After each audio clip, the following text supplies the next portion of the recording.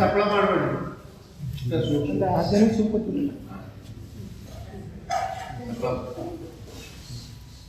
ಮಾಡಲಿಲ್ಲವೇ ತಪೋ ಮಾಡಲಿಲ್ಲ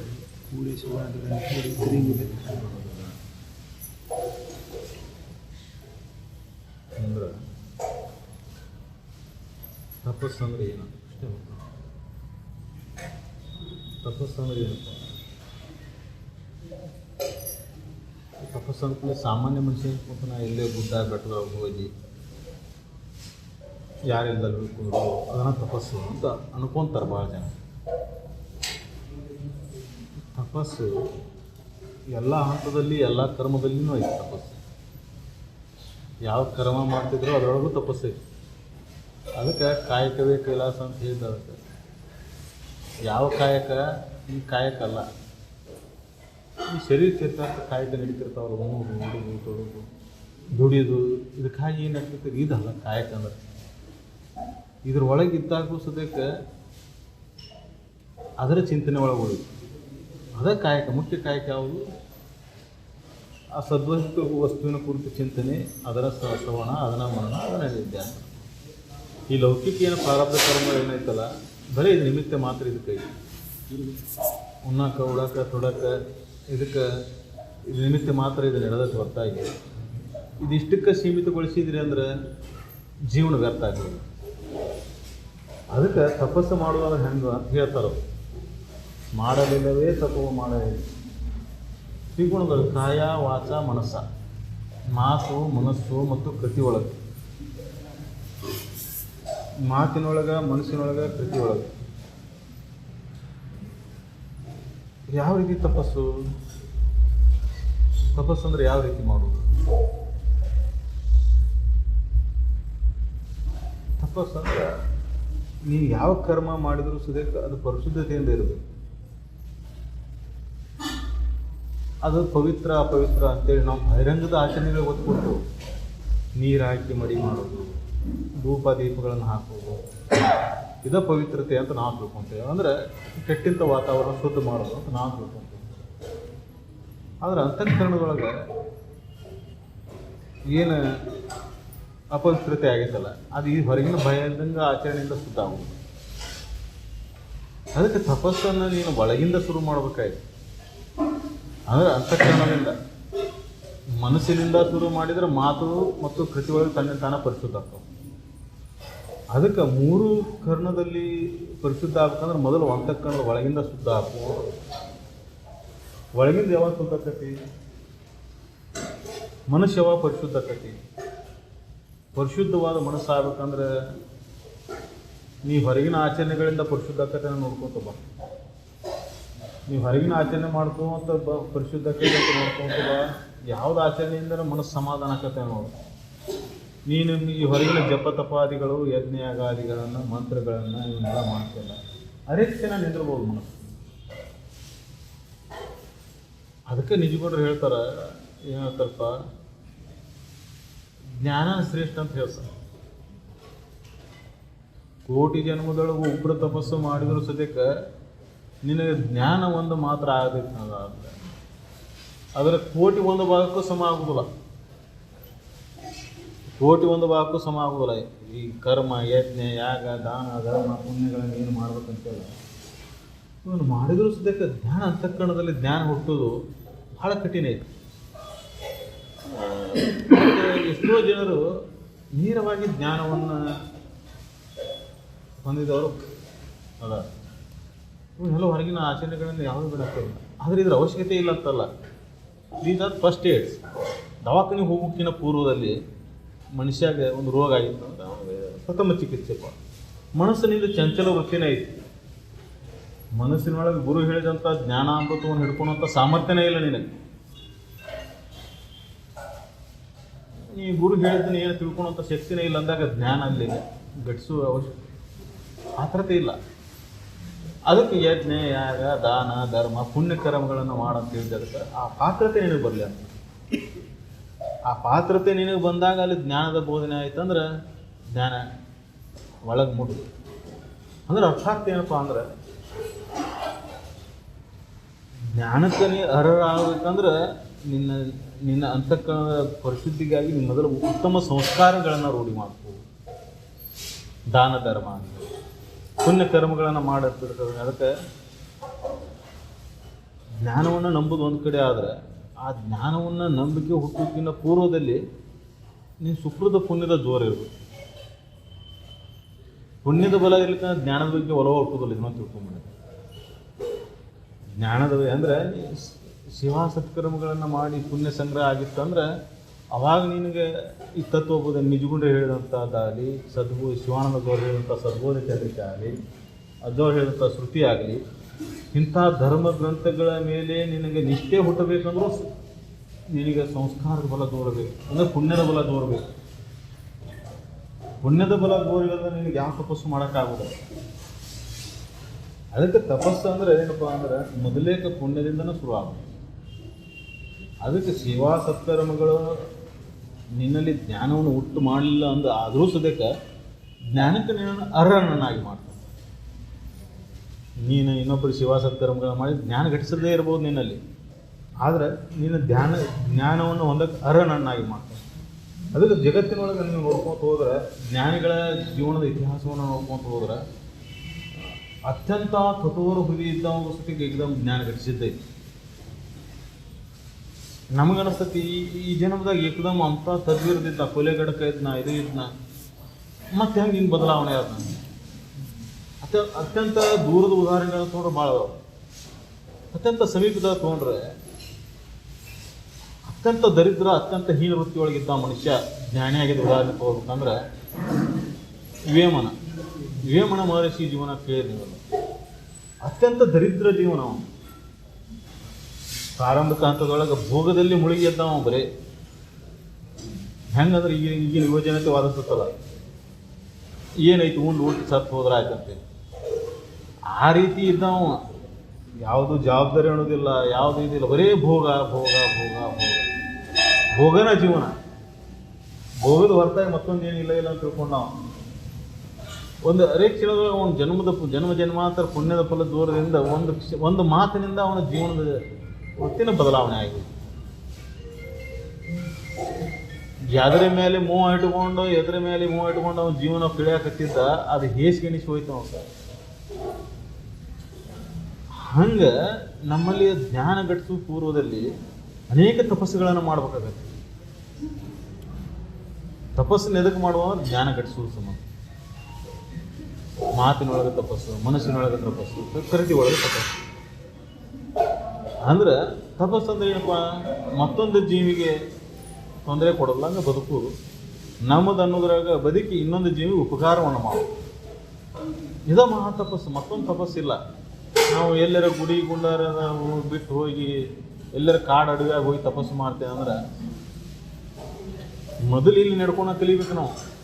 ಎಲ್ಲಿ ಜೀವಿಗಳದಾವಲ್ಲ, ಎಲ್ಲಿ ಅಂತಃಕರಣ ಐತಲ್ಲ, ಅಲ್ಲಿ ಅವಕ್ಕೆ ಸಂತೋಷ ಆಗುವಂಗೆ ಜೀವನ ಮಾಡೋದು.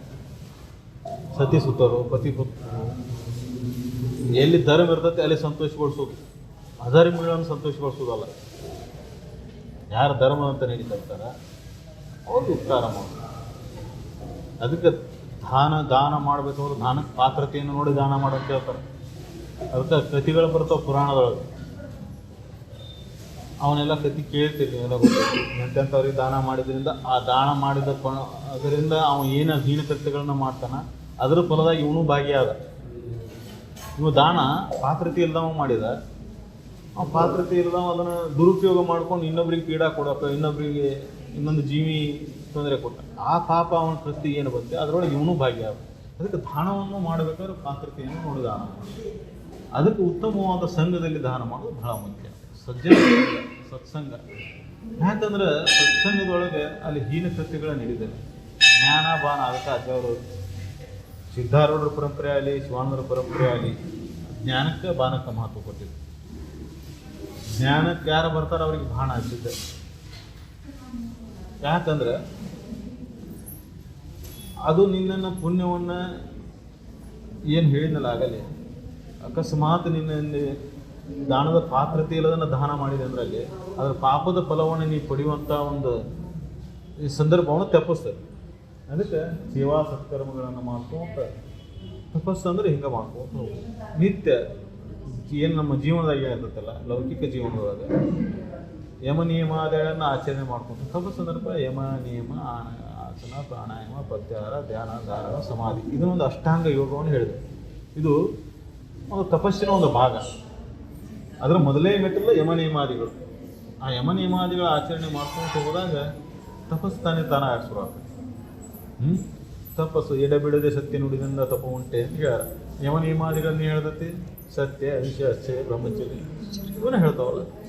ಆ ಸತ್ಯ ಒಂದು ನೋಡಿದ್ರೆ ಅದು ದೊಡ್ಡ ತಪಸ್ಸು ಅಂತ ಹೇಳಿದ್ರು. ಅದಕ್ಕೆ ತಪಸ್ಸನ್ನು ಈ ರೀತಿಯಾಗಿ ತಪಸ್ಸು ಮಾತು ಮನಸ್ಸು ಕೃತಿ ಒಳಗೆ ಏನಾಗತ್ತಂದ್ರೆ ಯಾರ ಅಂತಃಕರಣದಲ್ಲಿ ಕಪಟತೆ ಇರ್ತೈತಿ, ಯಾರ ಅಂತಃಕರಣದಲ್ಲಿ ಹೀನವೃತ್ತಿ ಇರ್ತೈತಿ, ಅದು ಏನು ಮಾಡ್ತೈತಿ ಸತ್ಯ ಅಹಿಂಸೆ ಅಷ್ಟೇ ಇವನು ಪಾಲನೆ ಮಾಡಕ್ಕೆ ಹಚ್ಚೋದಿಲ್ಲ. ಅನುಕೂಲವನ್ನು ನೋಡ್ಕೊತದೆ.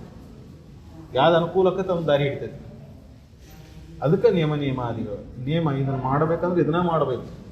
ನಿನಗೆ ಎಷ್ಟು ಇದ್ರೊಳಗೆ ಲಾಭ ಆಕತಿ ಎಷ್ಟು ಇದ್ರೊಳಗೆ ಹಾನಿ ಆಕತಿ ವಿಚಾರ ಮಾಡ್ಬೇಕು. ಅದಕ್ಕೆ ಜಗತ್ತಿನೊಳಗೆ ಅಂಥ ತಪಸ್ಸು ಮಾಡಿದವರು ಭಾಳ ಕಡಿಮೆ. ಈ ತಪಸ್ಸು ತಾನೇ ಯಾವಾಗ ಆಚರಣೆ ಬರ್ತದೆ ಅಂದ್ರೆ ನಿನ್ನಲ್ಲಿ ಸಜ್ಜನರ ಸಂಘ ಇದ್ದಾಗ ತಾನೇ ಆಚರಣೆ ಬರುತ್ತೆ. ದುಷ್ಟ ಜನರ ಸಂಘ ಇತ್ತಂದ್ರೆ ದುರ್ಗುಣಗಳು ಕೂಡಿರ್ತಾವೆ, ಅಲ್ಲಿ ದುಷ್ಟ ವಿಚಾರ ದುಶ್ಚಿಂತನೆಗಳು ನಡೀತಿರ್ತಾವೆ. ಸಜ್ಜನರ ಸಂಘ ಇದ್ದಾಗ ಅಲ್ಲಿ ಸಾತ್ವಿಕ ವಿಚಾರಗಳು ನಡೀತಿರ್ತಾವೆ. ಪರಪೀಡಿಯ ಪಾಪ ಇವೆಲ್ಲ ಬೋಧನೆ ನಡೀತಿರ್ತಾವೆ.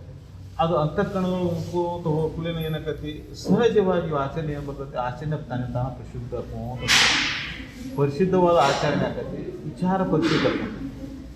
ಆಚರಣೆ ಪರಿಶುದ್ಧ ಆಗ್ತದೆ, ವಿಚಾರ ಪರಿಶುದ್ಧ ಆಗ್ತದೆ. ಅಂದ್ರೆ ಅಂತಃಕರಣ ಪರಿಶುದ್ಧ ಆಗ್ತದೆ. ಅಂತಃಕರಣ ಪರಿಶುದ್ಧ ಆಗ್ತಂದ್ರೆ ಅಂತಃಕರಣದಲ್ಲಿದ್ದಂಥ ಹೀನ ಗುಣಗಳು ಹೋಗ್ಬೇಕು. ಆ ಹೀನ ಗುಣಗಳು ಹೋಗ್ಬೇಕಂದ್ರೆ ಅಂಥ ವಿಚಾರಗಳು ಎಲ್ಲಿ ನಡೀತಿರ್ತಾವೋ ಅಂಥ ಸಂಘ ಎಲ್ಲಿ ಇರ್ತೈತೋ ಅಂಥ ಸಂಘದಾಗ ನಾವು ಹೊರಗಿಂದ ಕುಂದಿರ್ಬೇಕು. ಅದಕ್ಕೆ ನೀನು ಈ ತಪಸ್ಸು ಇದ್ದು ಏನು ಸತ್ಸಂಗ ಏನು ಕೊಡ್ತೀವಲ್ಲ ಇದ್ರಂಥ ದೊಡ್ಡ ತಪಸ್ಸು ಮತ್ತೊಂದು ಯಾವುದೂ ಇಲ್ಲ. ಇದು ನಿನ್ನ ಅಂತಃಕರಣವನ್ನು ಸ್ವಚ್ಛ ಮಾಡ್ಕೊಂತ ಬರ್ತದೆ.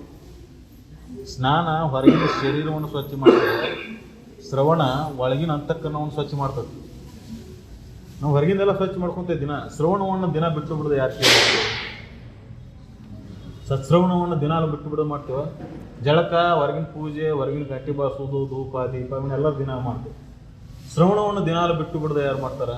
ಅವನು ಒಳಗಿನ ಪೂಜೆ ಮಾಡಿ ಬಿಟ್ಟು ಬಿಡೋದು ಶ್ರವಣ ಮಾಡೋದು. ಸಜ್ಜನರು ಹೇಳಿದಂಥ ಸತ್ಪುರುಷರು ಹೇಳಿದಂಥ ಹಿತವಚನಗಳನ್ನು ಪುನಃ ಪುನಃ ನೆನಪು ಮಾಡ್ಕೋಂತ ಅದೇ ವಿಚಾರದಲ್ಲಿ ಮುಳುಗಿರೋದು. ಯಾರು ಇದನ್ನು ಮಾಡ್ತಾರಲ್ಲ ಅವ್ರ ಅಂತಃಕರಣ ಪರಿಶುದ್ಧ ಆಕತ್ತೆ. ಅಂದ್ರೆ ಒಳಗಿಂದ ಸ್ನಾನ ಆಕತ್ತೆ. ಇದು ಒಳಗಿನ ಮಡಿ ಮಾಡೋದು. ಹೊರಗಿನ ಏನು ಮಡಿ ಎಲ್ಲರೂ ಮಾಡಕ್ಕೆ ಬರ್ಬೇಕು. 4 ಕೊಡ 8 ಕೊಡ ನೀರು ಸುರುತ್ತು, 1 ರೂಪ ದೀಪ, ಇದು ಹೊರಗಿನ ಮಡಿ. ಇದು ಹೊರಗಿನ ಪರಿಶುದ್ಧತೆ ಇರಬಾರ್ದಂತಲ್ಲ, ಹೊರಗಿನ ವಾತಾವರಣ ಪರಿಶುದ್ಧ ಇರಬೇಕು. ಅದಕ್ಕಿಂತ ಹೆಚ್ಚಿನ ಒಳಗಿಂದ ಪರಿಶುದ್ಧ ಆಗಿರ್ಬೇಕು. ಅದಕ್ಕಿಂತ ಹೆಚ್ಚಿಂದ ಒಳಗಿಂದ ಪರಿಶುದ್ಧ. ನಾವೇನು ಮಾಡೇವು? ಹೊರಗಿಂದ ಕಷ್ಟ ಮಹತ್ವ ಕೊಟ್ಟೆವು. ಹೀಗಾಗಿ ನಮ್ಮ ತಪಸ್ಸು ನಡೆಯಲ್ಲ. ತಪಸ್ಸು ಸಹಜವಾಗಿ ನಡಿಬೇಕಾಯ್ತು ಅಂದ್ರೆ ಒಳಗಿಂದಕ್ಕೂ ನಾವು ಮಹತ್ವ ಕೊಟ್ಟಿದ್ವಿ ಅಂದರೆ ತಪಸ್ಸು ಸರಳ ನಡೀತಿತ್ತು ತಾನೇ. ಯಾಕೆ ತಪಸ್ಸು ಯಾಕೆ ಆಗಬಾರ್ದು ನಮ್ಮದು? ನಾವು ಹೊರಗಿಂದಕ್ಕೂ ಮಹತ್ವ ಕೊಟ್ಟು ಒಳಗಿಂದ ಬಿಟ್ಟು. ಅದಕ್ಕೆ ಶ್ರವಣವನ್ನು ನಾವು ಬಿಟ್ಟು ಇದು ಹೊರಗಿಂದ ನಾವು ಬೆನ್ನು ಹತ್ತೇವಲ್ಲ, ಇದು ಭಾಳ ಕಠಿಣ ಅನ್ಸಾಗಲ್ಲ. ಮನಸ್ಸು ಯಾಕೆ ಹೊಯ್ದಾಡಕತ್ತೈತಿ, ಮನಸ್ಸು ಯಾಕೆ ಶಾಂತ ಉಳಿವಲ್ಲ ಅಂದ್ರೆ ಹೊರಗಿನೆಲ್ಲ ಮಾಡೋದ್ರೆ ಮತ್ತೆ ಗದ್ದಕ್ಕೆ ಬೀಳ್ತಿರ್ತಾವೆ. ಅದ್ರಾಗ ಒಂದು ಮರಿತಂದ್ರೆ ಒಂದು ಹೂ ಏರ್ಸೋದು ಮರಿತಂದ್ರೆ ಪೂಜೆ ಸರಿಯಾಗಿರ್ಪ ಅಂತ. ಹೌದಲ್ಲ, 4 ದೇವ್ರು ಇಟ್ಟಿರ್ತಾನೆ, ಏನೋ ಗಡ್ಬಡಿಯಾಗಿ ಮರೆತು ಒಂದು ದೇವ್ರಿಗೆ ಹೂ ಏರ್ಸೋದು ಮರೆತಂದ್ರೆ ಇವತ್ತು ಏನೋ ಐತಿಪ್ಪ ನನಗೆ ಇವತ್ತು ಮರೆತು ಬಿಟ್ಟು ನೋಡ ಆ ದೇವ್ರಿಗೆ ಹೂ ಏರ್ಸೋದು. ಹೌದಲ್ಲ, ಅಂದರೆ ನಾವು ಮಾಡ್ಕೊಂಡಂಥ ಸೂತ್ರಗಳು ನಮಗೆ ಆರಾಮ ತಂದು ಕೊಡಬೇಕು ಹೊರತಾಗಿ ಮತ್ತೆ ಗಡಿಬಿಡಿ ಬೀಳಿಸುವಂಗೆ ಆಗ. ಅದಕ್ಕೆ ಹೇಳ್ತಾರೆ ಅವರು, ನೀನು ಒಳಗೆ ಶಾಂತಿ ಇತ್ತು ಅಂದ್ರೆ ಹೊರಗೆ ಏನಾಗ್ತಿ? ಹೂ ಏರಿಸು ಬಿಡು, ಪತ್ರಿ ಹಾಕು ಬಿಡು, ಮಂತ್ರ ಅನ್ನು ಬಿಡು. ಮನಸ್ಸು ಶಾಂತ ಆದ್ಮೇಲೆ ಮಂತ್ರದ ಔಷಧಿ ಏನೇ? ಮನತ್ರ ರೀತಿ ಮಂತ್ರ ಯಾವುದು ಮನಸ್ಸನ್ನು ಸಮಾಧಾನ ಮಾಡ್ತದೆ ಮಂತ್ರ. ಮನಸ್ಸು ಸಮಾಧಾನ ಇದ್ದಾಗ ಮಂತ್ರದ ಅವಶ್ಯಕತೆ ಏನೈತಿ? ಒಳಗೆ ಘಂಟಾನಾದ ಬರೆಯಾಕತ್ತಾವ, ಹೊರಗಿನ ಘಂಟಾನಾದದ ಅವಶ್ಯಕತೆ ಏನೈತಿ? ಒಳಗೆ ಘಂಟಾನಾದ ಸತತ ಬಡಿತಿರ್ತದೆ. ಅವಾಗ ನೀನು ಪರಬ್ರಹ್ಮ ಸ್ವರೂಪನ ಇದ್ದಿ, ನೀ ಸಚ್ಚಿದಾನಂದ ಸ್ವರೂಪನ ಇದ್ದಿ ಅಂತೆ ಒಳಗೆ ಘಂಟಾನಾದ ಸತತ ಮುಳುಗುತ್ತಿದ್ದ. ಅವಾಗ ಹೊರಗಿನ ಘಂಟಾನಾದದ ಅವಶ್ಯಕತೆ ಇಲ್ಲ. ಹೊರಗಿನ ಘಂಟಾನಾದ ಅದಕ್ಕೆ ಎಚ್ಚರಿಸಾಕ ನೀ ದೇವಸ್ಥಾನಕ್ಕೆ ಬಂದು ನೋಡಿಲ್ಲ ಯಾವ ರೀತಿ ನೀ ಕರ್ಮಗಳನ್ನು ಮಾಡಬೇಕು, ಯಾವ ರೀತಿ ನಿನ್ನ ಇದು ಹಾವು ಇರಬೇಕು, ದೃಷ್ಟಿ ಇರಬೇಕು, ಎದ್ರ ಕಡೆ ನೀನು ಲಕ್ಷ್ಯ ಇರಬೇಕು ಅನ್ನೋ ಎಚ್ಚರಿಕೆ. ಇಲ್ಲಿ ಬಂದು ಮರೆತು ಬಿಡೋ ಹೊರಗಿಂದೆಲ್ಲ ಅನ್ನ ಆ ಘಂಟಾನ ಅದು. ಇದು ಒಳಗಿನ ಘಂಟಾನ ಸತತ ಬಡಿತಿರುತ್ತೆ. ಎಲ್ಲಿದ್ರು ನಾವು ದೇವಸ್ಥಾನ, ನಾವು ಎಲ್ಲಿದ್ರು ಶಾಂತನ. ಅಂತ ಶಾಂತ ಸ್ವರೂಪ ನೀನು ಆಗ್ಬೇಕಾಯ್ತು ಅಂದರೆ ಒಳಗಿಂದ ಸ್ವಚ್ಛತೆಯನ್ನು ಮಾಡ್ಕೊಂಡು, ಅದಕ್ಕೆ ತಪಸ್ಸು ಒಳಗಿಂದ ಶುರು ಆಗ್ಬೇಕು ನೋಡಿ. ನಮ್ಮ ತಪಸ್ಸು ಒಳಗಿಂದ ಶುರು ಆಗಿಲ್ಲ. ಯಾಕಂದರೆ ಒಳಗೆ ಚಿಂತನೆ ಜೋರ ನಡೆದಿಲ್ಲ. ಸಂಸ್ಕಾರಗಳು ಹೊರಗೆ ಅಷ್ಟೇ ಉಳಿದವು, ಒಳಗೆ ಉಳಿದಿಲ್ಲ. ಹೊರಗೆ ತಪಸ್ಸು ಮಾಡ್ಬೇಕಂದ್ರೆ ಭಾಳ ಸರಳ. ಹೊರಗಿಂದ ತಪಸ್ಸಿಗೆ ಕುರುಗಳದ. ನಮ್ಮ ತಪಸ್ಸು ಅನುಕೂಲ ಕುಂಡಿ ಇಟ್ಕೋಬೇಕು, ಅನುಷ್ಠಾನ ಮಾಡಬೇಕು, ಮುಂಜಾನೆ ಬ್ರಾಹ್ಮಣ ಮುಹೂರ್ತಾಗಿ ಹೇಳಬೇಕು, ಸ್ನಾನ ಮಾಡಬೇಕು, ಮತ್ತು ಏನು ಅನುಷ್ಠಾನ ಕುಂಡ್ರೋಜಲ್ಲಿ ಸ್ವಚ್ಛ ಇರಬೇಕು, ಶಿಸ್ತಿರಬೇಕು, ಅಲ್ಲಿ ಘಂಟಾನಾದ ಮುಗಿತಿರಬೇಕು, ಅಲ್ಲಿ ದೀಪ ಬೆಳಗ್ತಿರಬೇಕು, ಅಲ್ಲಿ ಆರತಿ ಇರ್ತಿರಬೇಕು. ಏನೇನೋ ಅವ್ರವ್ರ ಧರ್ಮ ಇರುತ್ತೆ. ಅನೇಕ ಬಗೆಯಾಗಿ ಪ್ರಕಾರಗಳನ್ನು ಮಾಡಿಕೊಂಡು ಇವೆಲ್ಲ ಇದಕ್ಕೆ ಅನಾದಿ ಕಾಲದಿಂದ ಬಂದಿದ್ವು. ಇವನ್ನೆಲ್ಲ ಪೂಜೆ ಪುನಸ್ಕಾರಗಳನ್ನ ಈಗ ಮಾಡಿದ್ವಲ್ಲ, ಅನಾದಿ ಕಾಲದಿಂದ ಬಂದವು. ಯಾಕಂದ್ರೆ ಅವನ್ನೆಲ್ಲ ಯಾಕೆ ಮಾಡಿದ್ರು ಅವರು? ಆಗಿನ ಕಾಲದ ಆ ಪರಿಸ್ಥಿತಿಗೆ ಅನುಗುಣವಾಗಿ ಅವನ್ನೆಲ್ಲ ಹೊರಗಿನ ವಾತಾವರಣ ಪರಿಶುದ್ಧ ಮಾಡ್ಕೊಳಕ್ಕೆ, ಅಲ್ಲಿ ಯಾವುದೋ ಒಂದು ಕಾಡ ಮಧ್ಯನೋ ಒಂದು ಇದ್ರ ಜಗದಾಗ ಇದ್ದಾಗ ಪಶು ಪಕ್ಷಿ ಪ್ರಾಣಿ ಅವೆಲ್ಲ ತೊಂದರೆ ಮಾಡ್ತಾವೆ. ಘಂಟಾನಾದ ಮುಗಿಸಿದ್ರೆ ಎದ್ದು ಓಡೋಕ್ಕಾವು. ಬೆಂಕಿ ಹಚ್ಚಿ ಧೂಪ ದೀಪಗಳನ್ನು ಹಾಕಿದರೆ ಕ್ರಿಮಿಕೀಟಾದಿಗಳು ಸುತ್ತು ಬರುವುದಿಲ್ಲ. ಅಂದರೆ ನೀನು ಅನುಷ್ಠಾನಕ್ಕೆ ಭಂಗ ಹಾಕದಂಗೆ ಇರುವಂಥ ವಾತಾವರಣ ಸೃಷ್ಟಿ ಮಾಡ್ಕೊಳಕ್ಕೆ ಇವೆಲ್ಲ. ಮುಖ್ಯವಾಗಿ ಏನಪ್ಪ ಅಂದರೆ ಮನಸ್ಸನ್ನು ಅನುಷ್ಠಾನಕ್ಕೆ ಕುಂದಿರ್ಸು. ಶರೀರವನ್ನು ಕುಂದಿರ್ಸ್ತೇವೆ ನಾವು, ಮನಸ್ಸನ್ನು ಒಂದು ಕಡೆ ಕುಂದಿರ್ಸೋದೈತಲ್ಲ. ಒಂದು ಅಣುನು ಅಳಿಗಾಡದಂಗೆ ಮನಸ್ಸು ಉಳಿಬೇಕು. ಒಂದು ಸ್ವಲ್ಪ ಹಿಂಗೆ ಹೊಳ್ಳಿ ಹೋಗಿರಬಾರ್ದು ಮನಸ್ಸು, ಹಂಗೆ ಮನಸ್ಸು ಉಳಿಬೇಕು. ಅಂಥ ತಪಸ್ಸನ್ನು ಮಾಡಬೇಕಂದ್ರೆ ಒಳಗಿಂದ ಈ ಚಿಂತನೆಗಳು ನಡೀತಾ ಇರಬೇಕು.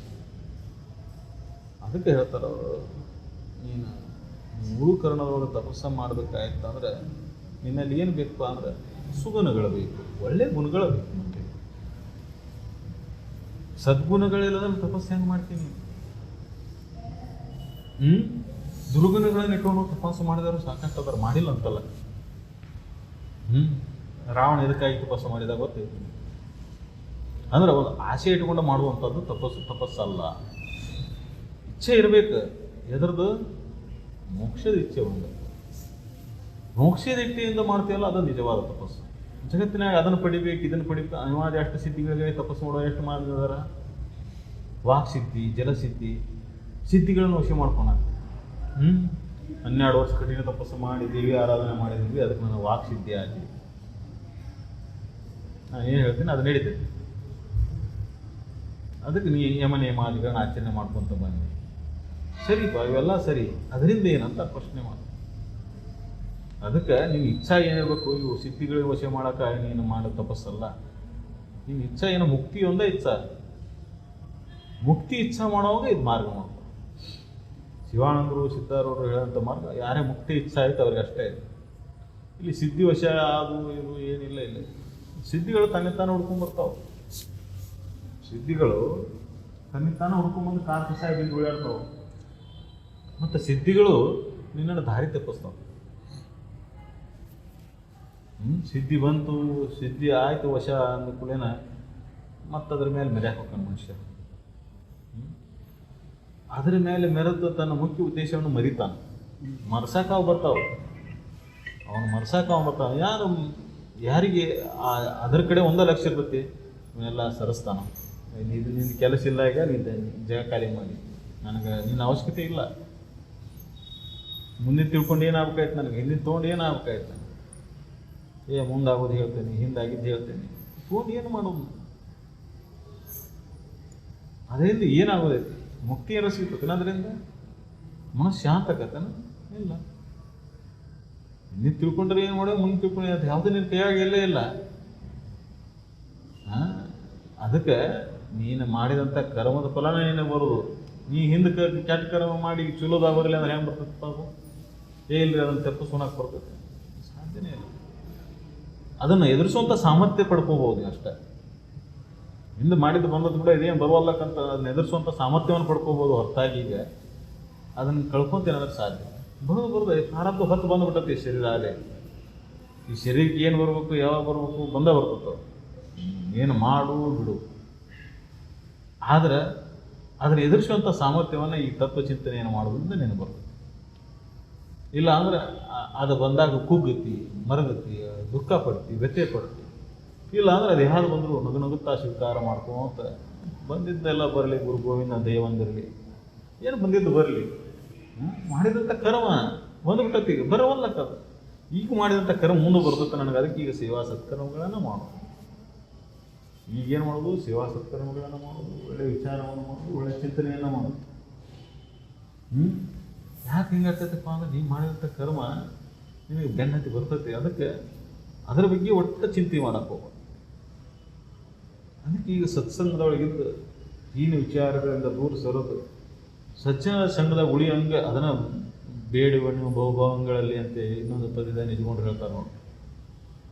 ನನಗೆ ಎಲ್ಲಿರುವಂಗೆ ಮಾಡಂತ ಕೇಳ್ತಾರೆ ಅವರು. ಸುಗುಣ ಸಂತತಿ ಒಳ್ಳೆಯ ಜನರು ಎಲ್ಲಿರ್ತಾರೆ ಅಲ್ಲೇ ಇರುವಂಗೆ ಮಾಡಪ್ಪ, ಅಲ್ಲೇ ಹುಟ್ಟುವಂಗೆ ಮಾಡ, ಅಲ್ಲೇ ಬೆಳೆಯುವಂಗೆ ಮಾಡ. ಶ್ರೀಮಂತಿಗಿರೋ ಅಲ್ಲಿ ಬೇಡಲ್ಲ. ಭಾಳ ವಿದ್ಯಾವಂತರು ಬುದ್ಧಿವಂತರು ಮನೆಯಾಗಿತ್ತು ಆಗೋದು. ಎಲ್ಲಿ ಯಮನಿಯಮಾದಿಗಳ ಆಚರಣೆ ಇರ್ತಾವೆ, ಎಲ್ಲಿ ಸಜ್ಜನರು ಇರ್ತಾರೆ, ಅಂಥವ್ರ ಸಂಘದೊಳಗೆ ಉಳಿಯಂಗೆ ಮಾಡು, ಅಂಥರ ಸಂಘದಾಗ ಹುಟ್ಟುವಂಗೆ ಮಾಡು, ಅಂಥರ ಸಂಘದಾಗ ಬೆಳೆಯುವಂಗೆ ಮಾಡು. ಅಂದ್ರೆ ಏನಪ್ಪ, ಅಂಥ ಸಂಸ್ಕಾರ ಗಟ್ಟಿಯಾಕತ್ತಲ್ಲ. ಈ ಜಗದ ಹಬ್ಬ ಸಂಘದಾಗ ಬಿಟ್ಟ ಭಾಳ ಶ್ರೀಮಂತರ ಮನೆ ಹುಟ್ಟಿದ್ದೆ ಅಂದ್ರೆ ಅದರದ್ದು ಬೇಡಬಡಿ ಶುರುವಾಕತಿ. ನಮ್ಮ ಅಪ್ಪ ಇಟ್ಟು ಬೆಳೆಸಿದ್ನ, ನಾ ಇಟ್ಟು ಬೆಳೆಸಿದ. ಇಂಥ ಸಂಘ ಸುಗುಣ ಸಂತತಿ ಅಂದ್ರೆ ಇದು. ಒಂದು ಹೊತ್ತಿಗೆ ಊಟ ಇರಲಿ ಇಲ್ಲ ಇರಲಿ, ಯಾವುದು ವಿಚಾರ ಇರಲಿ ಬಿಡಲಿ, ಆದ್ರೆ ಒಂದೇ ವಿಚಾರ ಏನಪ್ಪ ಅಂದ್ರೆ ಆ ಸದ್ಗುರು ಸಾನ್ನಿಧ್ಯದೊಳಗೆ ಇರುವಂಗೆ ನನಗೆ ಬೇಡ್ಕೊ ಅನ್ನೋದು. ಹಳ ಪರಿಪರಿಯಾಗಿ ಅದನ್ನು ಬೇಡ್ಕೊಳೋದು. ಇಂಥ ಸಂಘದಾಗ ಹುಟ್ಟಂಗೆ ಮಾಡಪ್ಪ, ನಾನು 10 ಜನ ಮನೆಯಿಂದ ಹುಟ್ಟಂಗೆ ಮಾಡಿದಾಗ ಇಂಥ ಸಂಘದಾಗ ಹುಟ್ಟಂಗೆ ಮಾಡ, ಇಂಥ ಸಂಘದಾಗ ಬೆರೆಯಂಗೆ ಮಾಡ. ಅದಕ್ಕೆ ನಮ್ಮ ಇಚ್ಛಾ ಏನಿರ್ಬೇಕಪ್ಪ ಅಂದ್ರೆ ಯಾವಾಗ ಸತ್ಸಂಗಗಳು ನಡೀತಿರ್ತಾವೆ, ಸದ್ವಿಚಾರಗಳ ಚಿಂತನೆಗಳು ನಡೀತಿರ್ತಾವೆ, ಅಲ್ಲಿ ಶರೀರವನ್ನು ಹೋಗಿ ಕುಂದ್ರುವಂಥ ಒಂದು ಸಾಮರ್ಥ್ಯವನ್ನು ನಾವು ಬೆಳೆಸ್ಬೋದು ಅಂತಕ್ಕಂಥ. ಸುಮ್ಮನೆ ಬಿಡೋದಿಲ್ಲ. ಸಂಸಾರ ಅನ್ನೋ ಮಾಯೆ ಏನು ಮಾಡ್ತಿದ್ದು, ಭಾಳ ಅಡ್ಡ ತಂದು ಹಿಡ್ತತ್ತಿದ್ದಕ್ಕೆ. ಈ ಸತ್ಸಂಗಕ್ಕೆ ಭಾಳ ಅಡ್ಡ ತರ್ತತ್ತಿದ್ದು. ಹೋಗಾಕ್ ಬಿಡೋಲ್ಲ, ಕುಂದ್ರಾಕ್ ಬಿಡೋಲ್ಲ. 108 ತಾಪತ್ರೆಗಳು ಉಂಟು, 108 ನೆಪಗಳನ್ನು ಹುಡ್ಕೊಂತದ್ದು ಮನಸ್ಸು. ಆಯ್ತು ಬಿಡಿ, ಇವತ್ತೊಂದು ದಿನ ಬಿಡು, ನಾಳೆಗೆ ಹೋಗ, ಮನ್ಯಾಗ ಆದ ಇದು ಬಾಳೆದಾಗ ಆಯ್ದೆ. ಹಿಂಗೆ ಜೀವನ ಹಿಂಗೆ ಕಲ್ತಿಸಿಬಿಡ್ತತಿ. ಜೀವನ ಹಿಂಗೆ ಕಲ್ತಿಸ್ತತಿ. ಅದಕ್ಕೆ ಎಚ್ಚರಿಕೆ ಭಾಳ ಬೇಕು. ಅದು ಇದಕ್ಕೆ ಮಾಯ ಅಂತ. ಇದು ಮಾಯಾಚಕ್ರ ಎಷ್ಟು ವ್ಯಾಪಕವಾಗಿ ಆವರಿಸ್ಕೊಂಡತ್ತಂದ್ರೆ ಒಂದು ಅರೆ ಕ್ಷಣ ನೀನು ಮರೆತರು ನಿನ್ನನ್ನು ಒಳಗೆ ಹೇಳ್ಕೊಂಡ್ಬಿಡ್ತದೆ ನೋಡಿ. ಅಂದ್ರೆ ಸತ್ಸಂಗದಿಂದ ಹಂಗೆ ದೂರ ಸರಿಸ್ಕೊಂಡ್ಬಿಡ್ತದೆ ನಿಮಗೆ. ಅದಕ್ಕೆ ಸೇವಾ ಸತ್ಕರ್ಮಗಳನ್ನು ಮಾಡೋದಕ್ಕಂದ್ರೆ ಅಂಥ ಸಂಘದಲ್ಲಿ ಒಲವು ಹುಟ್ಟು ಅಂತ ಮಾಡ್ತಾರೆ, ಅಂಥ ಸಂಘದೊಳಗೆ ಬೆರೆಯುವಂಗೆ ಮಾಡ್ತಾರೆ. ಅದಕ್ಕೆ ಬಹುಭಾವಗಳಲ್ಲಿ ಎಷ್ಟು ಜನ್ಮ ಹುಟ್ಟಿದ್ರು ಬೇಡೋದು ಒಂದೇ ಏನಪ್ಪ ಅಂದ್ರೆ ಸದ್ಗುಣ ಸಾನ್ನಿಧ್ಯದೊಳಗೆ ಹುಟ್ಟಂಗೆ ಮಾಡಪ್ಪ, ಅಂಥ ಸಂಘದೊಳಗೆ ಉಳಿಯಂಗೆ ಮಾಡು. ಮತ್ತು ಇದನ್ನ ಬೇಡ್ಕೊಂಡು ಹೊಳಮಳ ಮತ್ತೊಂದು ಏನಿಲ್ಲಪ್ಪ, ನನಗೆ ಈ ಚಿಂತನೆ, ಈ ವಿಚಾರ, ಈ ಸಂಘ ಎಲ್ಲಿರ್ತದೆ ಎಲ್ಲ ನಾನು ಹುಟ್ಟಂಗೆ ಮಾಡಿ ಸಾಕಷ್ಟೆ. ಎತ್ತಾಗಿ ತೊತ್ತಾಗಿ ಎತ್ತರದ ಮರವಾಗಿ ಮತ್ತು ಕಾಲಿನ ಕೆರವಾಗಿ ಹೇಳಲ್ಲ. ಅಂದ್ರೆ ಏನಪ್ಪ ಅಂದ್ರೆ ಈ ಸಂಘ ಭಾಳ ಮಹತ್ವತೆ. ಕೋಟಿ ಜನ್ಮದೊಳಗೆ ಉಗ್ರ ತಪಸ್ಸು ಮಾಡಿದ್ರು ಏನು ನಿಲ್ಲಕ್ಲಾರದೈತಲ್ಲ, ಈ ಸಂಘದಿಂದ ಸುಲಭವಾಗಿ ದೊರೀತೈತಲ್ಲ. ಈ ಕೋಟಿ ಜನ್ಮದೊಳಗೆ ಉಗ್ರ ತಪಸ್ಸು ಒಂಟಗಾಲಿನ ಮೇಲೆ ತಪಸ್ಸು ಮಾಡೇನಂದ್ರು ದೊರೆಯಲಾರದ್ದು ಈ ಸಂಘದಾಗ ಎಷ್ಟು ಸರಳ ತಿಳಿಸ್ಕೊಡ್ತಾನೆ ಸದ್ಗುರುನಾಥ. ಶಿವಾನಂದರು ಹೇಳಿದಂಥ ಸದ್ಬೋಧ ಚಂದ್ರಿಕೆಯನ್ನು ಓದ್ಕೋತ ಹೋದ್ರೆ ಜಗತ್ತಿನೊಳಗೆ ಒಂದೊಂದು ಪರಿಪರಿಯಾಗಿ ಹೇಳ್ತಾರಲ್ಲ, ಇವನ್ನೆಲ್ಲ ವಿಚಿತ್ರ ಅನಿಸ್ಬಿಡ್ತತೆ. ಆಮೇಲೆ ಯಜ್ಞ ಯಾಗ ಜಪ ತಪಾದಿಗಳು ಹೇಳ್ತಾರಲ್ಲ, ಶಿವಾನಂದರು ಅದನ್ನ ಎಲ್ಲಿ ಹೇಳಿಲ್ಲ. ನೋಡಿ ಅವರು ಹೇಳಿದಂಥ ವಿಷಯ ಪ್ರಕಾರ, ವಾರದ ಪ್ರಕಾರ ಬರೆದಿಟ್ಟಿದ್ದೈತಿ. ಯಾವುದಾರ ಒಂದು ದಿನದೊಳಗಾರ ಅವ್ರು ಹೇಳ್ಯಾರ ನೋಡಿ. ಒಂದು ದಿನದ ಒಳಗೆ ಕೋಚಿದಾಗ ಅವ್ರು ಬರೆಯಾಗ ಅಪ್ಡೇಟ್ ಬಂದಿಲ್ಲ. ಮತ್ತು ಜ್ಞಾನಕ್ಕೆ ಒತ್ತು ಕೊಟ್ಟಾರ. ಯಾಕಂದ್ರೆ ಜ್ಞಾನದ ಮಹತ್ವನ ಅಂತದೈತಿ. ಯಾಕಂದ್ರೆ ಮನುಷ್ಯ ಅಂದ್ರೆ ಮನುಷ್ಯತ್ವ ಅಂದ್ರೆ ಅಂತಃಕರಣದಿಂದ ಕೂಡಿದವ. ಇಲ್ಲಿ ಉಳಿದ ಪ್ರಾಣಿಗಳಿಗೆ ಇಲ್ಲದಾರದಂಥದ್ದು ಮೇಲೆ ಯಾವುದಪ್ಪ ಅಂದ್ರೆ ಅಂತಃಕರಣ, ಮೇಲ್ಬುದ್ಧಿ ಅಂತಾರೆ. ಬುದ್ಧಿ ಅಷ್ಟ ಮೇಲ್ಬುದ್ಧಿ. ಆ ಪ್ರಾಣಿಗಳಿಗೂ ಬುದ್ಧಿ ಐತಿಲ್ಲ ಅಂತಾರೆ. ಅವಕ್ಕೂ ಹಿತ ಯಾವುದು ಅಹಿತ ಯಾವುದು ತಿಳಿತೈತಿ. ಅವಕ್ಕೂ ಏನು ತಿನ್ನಬೇಕು ಏನು ತಿನ್ನಬಾರ್ದು ತಿಳಿತೈತಿ. ಆದರೆ ಅವಕ್ಕೆ ಮೇಲ್ಬುದ್ಧಿ ಇಲ್ಲ. ಈ ಮನುಷ್ಯ ಶರೀರ ಬಂದು ಯಾವುದು ಹುಟ್ಟಿದ್ದೆ ಎದಕ್ಕೆ ಬಂದತ್ತಿದೆ, ನಾ ಏನು ಮಾಡಬೇಕು, ಈ ಭವದಲ್ಲಿ ಬರುವಂಥ ದುಃಖದಿಂದ ಹೆಂಗೆ ಪಾರಾಗಬೇಕು ಅನ್ನೋಂಥ ವಿಚಾರ ಮಾಡೋ ಸಾಮರ್ಥ್ಯ ಇಲ್ಲ ಅವ್ರು. ಅದಕ್ಕೆ ಮನುಷ್ಯ ಶರೀರ ಬಂದಾಗ ಸ್ವಲ್ಪ ವಿಚಾರ ಮಾಡ್ತಾರೆ. ಸ್ವಲ್ಪ ವಿಚಾರ ಮಾಡಿ ಭವಭವಗಳಲ್ಲಿ ನೀನು ಇದ್ರ ಭವದಿಂದ ಬಂಧನದಿಂದ ಪಾರಾಗ್ತಂದ್ರೆ ಅದೊಂದು ಉಪಾಯ ಮಾಡ್ತಾರೆ. ಆ ಸಂಘದಾಗ ಉಳಿದು ಅವ್ರು ಹೇಳೋಂಥ ವಿಚಾರಗಳನ್ನು ಮನಪೂರ್ವಕವಾಗಿ ಕೇಳ್ಕೊಂಡು ಅಂತಃಕರಣದೊಳಗೆ ಮುಳುಗಿಬಿಟ್ಟೆ ಅಂದರೆ ಮನಸ್ಸು ಶಾಂತ ಉಳಿತು. ಅದಕ್ಕೆ ಮನಸ್ಸು ಶಾಂತನಿಂದ ಆಗಬೇಕಂದ್ರೆ ಅಂಥ ಶಾಂತ ವಿಚಾರಗಳನ್ನು ಕೇಳಿ ಅಂಥ ಸಂಘದೊಳಗೆ ಉಳಿ, ಅಂಥ ಸಂಘದೊಳಗೆ ಬರೀ ಇಂದಲ್ಲ ನಾಳೆ ನೀನು ಅದೇ ರೀತಿನಾಗಿ ಶಿವಾನಂದ ನೆನ್ಕೊಂತ ಹೋದ್ರೆ ಇಂದಲ್ಲ ನಾಳೆ ಶಿವಾನಂದನಾಗಿ ಅವ್ರು ನೆನ್ಕೊಂತ ಹೋದ್ರೆ ಅವ್ರಂಗೆ ಆಗ್ಬೇಕಲ್ಲ. ಯಾರನ್ನು ನೆನೆಸ್ಕೊಂತ ಹೋಗಿ ಯಾರನ್ನ ಅನುಕರಣೆ ಮಾಡ್ಕೊಂತ ಹೋಗಿ ಅಲ್ಲಿ ಹೋಗಿ ಮುಟ್ತೀವಿ. ಸ್ಮಶಾನಕ್ಕೆ ಹೋಗುವಾರ ಬೆಣ್ಣ ಹತ್ತಿದ್ರೆ ಸ್ಮಶಾನಕ್ಕೆ ಹೋಗಿ ಮುಟ್ತೀವಿ, ಊರಿಗೆ ಹೋಗುವಾರ ಬೆಣ್ಣ ಹತ್ತಿದ್ರೆ ಊರು ಮುಟ್ತೀವಿ. ಅದಕ್ಕೆ ದಾರಿಗಳ ನಿನ್ನದ್ದವ ಆಯ್ಕೆ ನೀನು ಮನುಷ್ಯ ಜನ್ಮ ಬಂದಾಗ ಆ ಕರ್ತವ್ಯದ ಒಂದು ಎಚ್ಚರಿಕೆ ಆಗಿಬಿಟ್ರೆ ಸಾಕು. ಈ ಮನುಷ್ಯ ಜನ್ಮದ ಕರ್ತವ್ಯ ಅದೊಂದು ಎಚ್ಚರಿಕೆ ಆಗಿಬಿಟ್ರೆ ಸಾಕು, ನಾವು ದಾರಿ ಹುಡ್ಕೊಂತೀವಿ. ಎಷ್ಟೋ ಜನರಿಗೆ ಈ ಕರ್ತವ್ಯದ ಎಚ್ಚರಿಕೆ ನಾವು 199 ಕೋಟಿ ಒಳಗೆ ಒಂದು 10-20 ಮಂದಿಗೆ ಕರ್ತವ್ಯದ ಮನುಷ್ಯ ಜನ್ಮದ ಕರ್ತವ್ಯದ ಎಚ್ಚರಿಕೆ ಆಗಿರ್ತದೆ. ಇದು ಜನ್ಮ ಜನ್ಮಾಂತರ ಸಂಸ್ಕಾರ ಬಲ ದೂರಾಗಿ ಎಚ್ಚರಿಕೆ ಆಗಿರ್ತದೆ. ಅವಾಗ ಅವ್ರಿಗೆ ಇದ್ರೊಳಗೆ ಏನುಂಟುಪ್ಪ ಅನ್ಸಕ್ಕೆ ಶುರು ಆಗುತ್ತೆ. ಈ ಸಂಸಾರದೊಳಗೆ ಏನುಂಟು, ಉಂಡೆ ಹೊಟ್ಟೆ ತೊಟ್ಟೆ ಮುಟ್ಟಿದೆ ಮುಗಿಸಿದೆ ಇದು ನಡೀತಲ್ಲ. ಈ ಸಂಸಾರದಲ್ಲಿ ಜೀವನ ಡೋಸಲ್ಲ, ಇದ್ರೊಳಗೆ ಏನುಂಟು ಏನಿಲ್ಲ, ಇದ್ರೊಳಗೆ ಏನು ಹೊಸಾದ ಅನ್ನೋದು ಏನಿಲ್ಲ ಅನ್ನೋದು ಅವ್ರಿಗೆ ಅನಿಸಿರ್ತೈತಿ. ಆಗ ಅವ್ರು ವಿಚಾರ ಮಾಡಿ ಇಂಥ ಸಂಘವನ್ನು ಬಿಟ್ಟು ಸೇರಿದ್ರು. ಆಮೇಲೆ ಇಂಥ ಸಂಘ ಸಿಗೋದು ಬಹಳ ದುರ್ಲಭ ಐತಿ. ಇಂಥ ಸದ್ವಿಚಾರ ಸಚ್ಚಿಂತನೆಗಳು ನಡೆದು ಸಂಘ ಕಥೆ ಪುರಾಣಗಳನ್ನ ಕೇಳೋದು ಸಿಗ್ತೈತೆ. ನಾವು ಶಿವಾನಂದ್ರ ಹಂಗಿದ್ರು, ಹಂಗೆ ತಪಸ್ಸು ಮಾಡಿದ್ರು, ಹೇಗೆ ತಪಸ್ಸು ಮಾಡಿದ್ರು, ಈ ಕಥೆ ಅವ್ರ ಜೀವನದ ಕ್ರಮ ಆಯಿತು. ಅವ್ರ ಜೀವನಕ್ಕೆ ಯಾವ ಬಟ್ಟೆ ತೊಟ್ಟರು, ಎಷ್ಟೊತ್ತಿಗೆ ಪೂಜೆ ಕುಂತರು, ಎಷ್ಟೊತ್ತಿಗೆ ಪೂಜೆ ಗೆದ್ದರು, ಅವರು ಮದುವೆ ಆಗತ್ತಿ, ಮಕ್ಳು ಏನಾಗ್ತಿ, ಏಂತೇನು ಗಂಡೇನು, ಇದು ಪುರಾಣ ಆಗ್ತವೆ.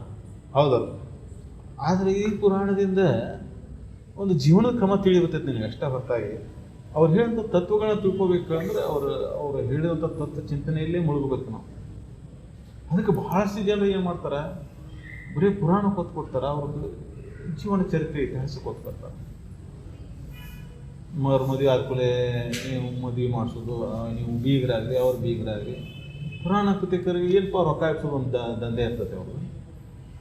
ಮತ್ತು ಹುರುಪು ಹಾಕಿ ನೀವು ಗಂಡಿನ ಕಡೆ ಇದಾರೆ, ನೀವು ಹೆಣ್ಣಿನ ಕಡೆ ಇದಾರೆ, ಶಿವಾನಂದ ಹುಟ್ಟಿದ್ ನೀವು ಅಂತ ಇದಕ್ಕೆ ಹಾಕ್ರಿ, ಕುಂಚಿಗೆ ತೊಗೊಂಬರ್ರಿ, ಕುಂಚಿಗೆ ಹರಾಜು ಹಾಕ್ರಿ, 100 ರೂಪಾಯಿದು 1000 ರೂಪಾಯಿ ಮಾರಿ, ರೊಕ್ಕ ಕೂಡಿಸ್ಕೊಡಿ, ಚೈನಿ ಹೊಡಿ, ರೊಕ್ಕ ಕೂಡಿಸ್ರಿ ಚೈನಿ ಹೊಡಿ. ಹೌದಲ್ಲ? ಇದರಿಂದ ಅಂತಃಕರಣದಲ್ಲಿ ಯಾವ ಬದಲಾವಣೆ ಅಂತ ಹೇಳ್ರಿ. ನಿಮ್ಮ ಮನಸ್ಸು ಶಾಂತ ಆಗ್ತದೆ. ವಿಚಾರ ಮಾಡಿ, ಮತ್ತೆ ನೀವು ವಿಚಾರ ಮಾಡಿ ನೋಡ್ರಿ. ಅಂದ್ರೆ ನಿಜವಾದದ್ದನ್ನು ಮುಚ್ಚಿಡ್ತಾರೆ. ಯಾಕಪ್ಪ ಅಂದ್ರೆ ಆ ತತ್ವ ಚಿಂತನೆಗಳ ಅವ್ರ ಜೀವನದಲ್ಲಿ ಅಳವಡಿಸ್ಕೊಂಡಿರೋದಿಲ್ಲ. ಅವರು ಯಾರ ಪುರಾಣ ಪುಣ್ಯ ಕಥೆಗಳನ್ನ ಹೇಳ್ತಾರೆ, ಅವ್ರ ಜೀವನದಲ್ಲಿ ಅಳವಡಿಸ್ಕೊಂಡಿರೋದಿಲ್ಲ. ಅವರ ಜೀವನದಲ್ಲಿ ಅಳವಡಿಸ್ಕೊಂಡಿದ್ದಾದ್ರೆ ಇದನ್ನು ಮಾಡ್ತಿರ್ಲಿಲ್ಲ. ಜೀವನದ ಉದ್ದೇಶ ಏನಪ್ಪ? ಧನಕನಕಾದಿಗಳ ಸಂಗ್ರಹ ಅಲ್ಲ. ಅದರಾಗ ಸದ್ಗುರುನ ಕಥೆ ಪುರಾಣ ಪುಣ್ಯ ಕಥೆಗಳಿಂದ ಧನ ಸಂಗ್ರಹ ಮಾಡ್ತಾನೆ. ಇನ್ನಂತ ಪಾಪಿ ಮತ್ತೆ ಯಾರು? ದುಡಿಯೋ ತಿನ್ನು, ಶರೀರ ಬಂದಿದ್ದು ದುಡಿ ಹಾಕಿದ್ರು, ದುಡಿ ತಿನ್ನು. ಆದರೆ ಸತ್ಯದ ಚಿಂತನೆ ಮಾಡು. ಅವ್ರು ಹೇಳಿದ ತತ್ವಗಳನ್ನು ಹೇಳು, ಅವ್ರು ಹೇಳಿದ ತತ್ವಗಳನ್ನು ಮನನ ಮಾಡು, ಅವ್ರ ಹೇಳಿದ ತತ್ವಗಳನ್ನು ಚಿಂತನೆ ಮಾಡು. ಪರಾಪರ ಒಬ್ರಿಗೊಬ್ರು ವಿಮರ್ಶೆ ಮಾಡಿ ಯಾವುದು ಸತ್ಯ, ಯಾವುದು ನಿನ್ನ ಸತ್ಯ ಅನಿಸ್ತತಿ ಒಳಗೆ ತಗೋ. ಅವ್ರು ಹೇಳಿದ್ರೆ ಯಾವುದು ಸುಳ್ಳಿಲ್ಲ, ಆದರೆ ನಿನ್ನ ಅಂತಃಕರಣ ಅದು ಸತ್ಯ ಅನಿಸುವಂಥದ್ದು ಇರಬೇಕಲ್ಲ. ಶಿವಾನಂದರು ಹೇಳಿದಂಥದ್ದು ತಿಳಿಬೇಕಂದ್ರೆ ಎಷ್ಟು ಜನ ಹೋಗ್ಕೋತೇನು? ಅದರ ಅರ್ಥಾನುಸಂಧಾನ ಮಾಡಿದ ತಿಳಿಯುವಂಥ ಸಾಮರ್ಥ್ಯ ಇರ್ಬೇಕಾದ್ರೆ ಎಷ್ಟು ಜನ ಹೋಗ್ಕೋತೇನು? ಎಲ್ಲೋ ಒಬ್ರಿಗೆ ಕೋಟಿಗೊಬ್ಬರಿಗೆ ಅದು ಕೇಳಿದ ತಕ್ಷಣ ಹೌದಪ್ಪ ಸದ್ಗುರುನ ಆಯ್ತಾ ಹೇಳಿದ್ದು ಸತ್ಯನ ಹೇಳ್ಯಾರ ಮತ್ತೊಂದಿಲ್ಲ ಅಂತ ಅನಿಸ್ತದೆ. ಇಲ್ಲ ಅಂದರೆ ಬಾಯ ಆಡಾಚಾರ ಡಂಬಾಚಾರಕ್ಕೆ ಬಿದ್ದಾವಾಗ ಅವ್ರು ಹೇಳಿದಂಥ ಅವ್ರ ಜೀವನದಲ್ಲಿ ನಡೆದಂಥ ಪವಾಡಗಳ ಮೇಲೆ ಬಹಳ ಲಕ್ಷ್ಯ ಹೋಗ್ತೈತಿ. ಅವ್ರು ಅನುಸರಿಸಿದ ಜೀವನ ಕ್ರಮವನ್ನು ಅನುಸರಿಸೋದು. ಭಾಳ ಮಂದಿ ನಾಗಲಿಂಗಪ್ಪ ಸೀರೆ ಕುಡಿತಾನ, ಸೀರೆ ಕುಡಿಯಕ್ಕೆ ಹೋಗೋದು. ಹೌದು. ಅದಕ್ಕೆ ಅದು ಜ್ಞಾನಿ ಬಹುವಿಧಾಗಿರ್ತಾನೆ.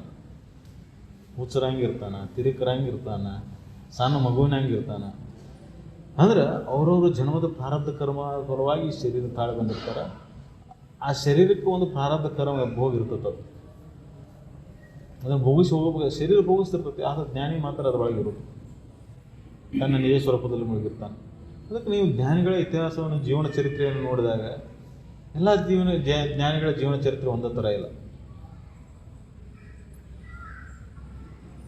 ಕೆಲವೊಬ್ಬರು ನೇರವಾಗಿ ಜ್ಞಾನ, ಕೆಲವೊಬ್ಬರು ತತ್ವ ಚಿಂತನೆಗಳ ಮಾಡೋಕ್ಕಿಂತ ಪೂರ್ವದಲ್ಲಿ ಸೇವಾ ಸತ್ಕರ್ಮಗಳನ್ನು ಮಾಡ್ಕೊಂತ ಅನೇಕ ಜನ್ಮಗಳು ಬಂದಿರ್ತಾರೆ. ಮತ್ತು ಈ ಜನ್ಮದಾಗ ಸೇವಾ ಸತ್ಕರ್ಮಗಳಿಂದ ಶುರು ಆಗಿರ್ತದೆ ಅವ್ರಿಗೆ.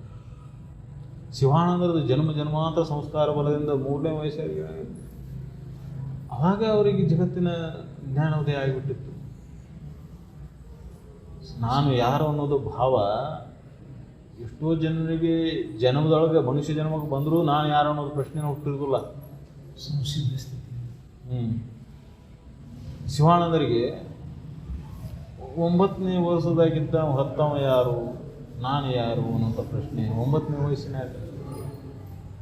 ಈ ಶರೀರದ ಮೇಲೆ ಮೇವಿನ ಹೋರಿ ಹೊತ್ತವ ಯಾರು, ಈ ಶರೀರ ಯಾರು, ನಾನು ಯಾರು, ನೋಡೋವ ಯಾರು, ಇದನ್ನು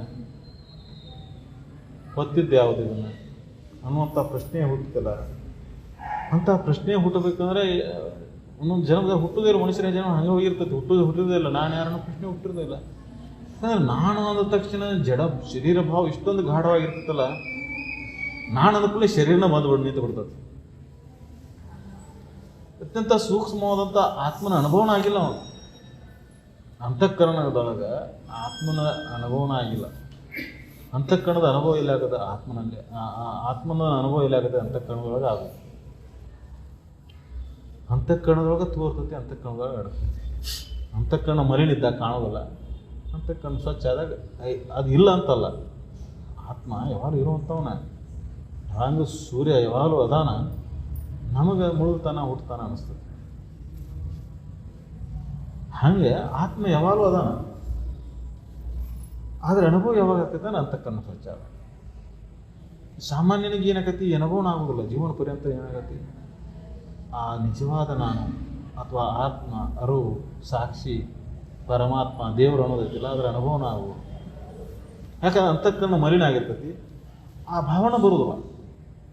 ಅಲ್ಲಿವರೆಗೆ ಬರೀ ಶರೀರ ಭಾವ, ಉಂಡೆ ಹುಟ್ಟೆ ತೊಟ್ಟೆ ಮುಟ್ಟಿದೆ ಮುಗಿಸಿದೆ, ಇದರೊಳಗೆ ಬಿದ್ದು ಇದರೊಳಗೆ ಉಳ್ಳಾಡಿ ದುಃಖಿಯಾಗಿ ಬೆಟ್ಟೆ ಕೊಟ್ಟು ಬಳಲಿ ಬಳಲಿ ಬಳಲಿ ಕಡಿಕೆ ಶರೀರ ಯಾಕೆ ಹೋಗೋದಪ್ಪ ಅಂತ ಒಳಗ್ತಾನ.